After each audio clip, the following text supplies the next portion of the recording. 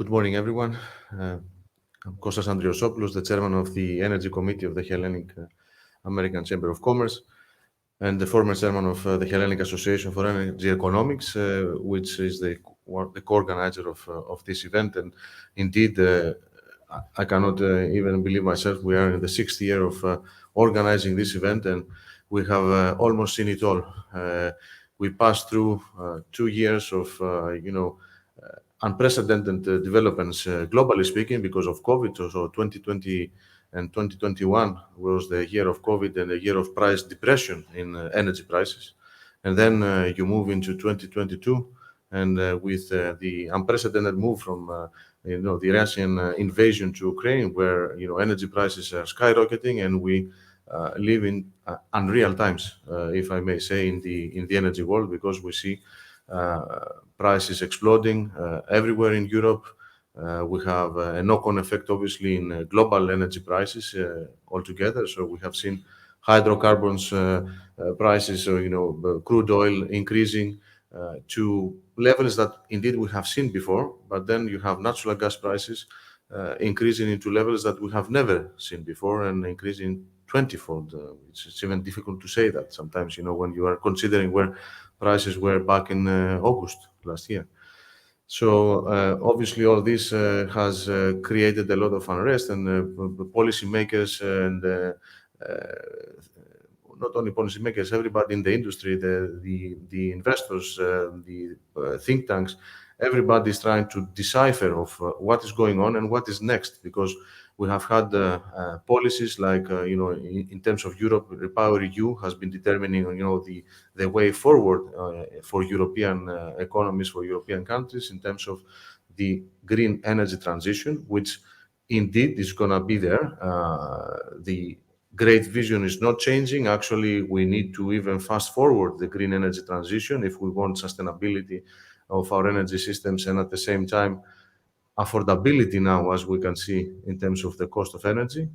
And of course, the third part of the trilemma, as we call it, which is the energy security. We have seen that we cannot rely in other third-party suppliers, especially for our hydrocarbons, and in reference in particular to Russia, we have seen that in the hard way, if I may say, in Europe. And policies of decades, or at least the past decade in EU, we have seen that have not really been working very well when considering natural gas as this bridge fuel that we were saying that will last almost forever. Now we see that this bridge is going to be shorter than ever, and it has to be shorter because we need to find alternatives, and we need to, as I said earlier, fast forward the investments in renewable energy to start, but also in networks. However, we see a lot of paradoxes here. Whatever I may mention just now, it seems what it is the right thing to do, or the right thing to already have been done. But we see even that the past 6 months, natural gas has been increasing in terms of consumption in EU, in our electricity sector. Coal plants are being postponed in terms of closure, because we need to have stable and electricity, base load electricity in our systems. Nuclear power plants that were supposed to shut down even in Germany by the end of the year now are being postponed for at least 4 months. And hopefully, I say, because we need them, I think for longer than that, because then we will have bigger problems. Same with nuclear fleet of France. So, we see then the solidarity within the European Union member states to be challenged as well these days. And we have today a very critical ministerial meeting that has been called, obviously, to address this major energy crisis issue within the EU. And I think this is the reason also that we don't have a physical presence of our minister, Mr. Skrekas, and I need to mention that because he has been very supportive of the forum and of all the discussions we have been having.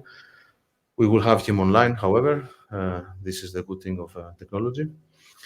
But just as a very short and brief closure of my introductory remark, obviously we live through unprecedented times. There is a lot of interest, a lot of moving suns, let's say, if you wish, into the energy sector that we will be addressing, we will be discussing, challenging throughout the day. And let's take this that we have had a very strong collaboration and positive collaboration with the US in different levels, as Mr. Bagacello said earlier. Seeing that from the very beginning of the discussions we had for the FSRU terminal in Alexandroupolis 6 years ago, a project that now it is a reality. It's going to be delivered hopefully by the end of next year if everything goes well. And now a second even unit is there being proposed. We have seen cross-border and neighboring collaboration, if you wish, with other countries. We have Mr. Nureddini as well here, and with North Macedonia, we had a lot of discussions in terms of activating even the pipeline and oil pipeline that used to be there and operating for many years. It has stopped. Maybe this is another project that we will see again live very soon. In this forum, we need to say that we have enabled and activated and created a platform, if I may say, for this kind of collaboration. We had the signature of a very important MOU with DESFA and the respective gas TSO.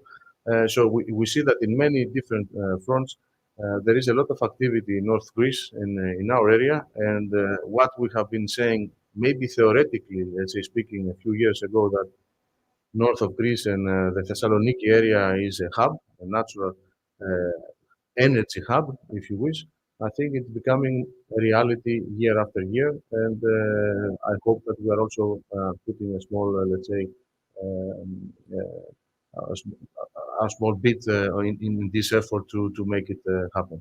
With this, I would like to thank you, and I would like to call the chairman of the Hellenic Association for Energy Economics, Professor Spiros Kovatsoulias.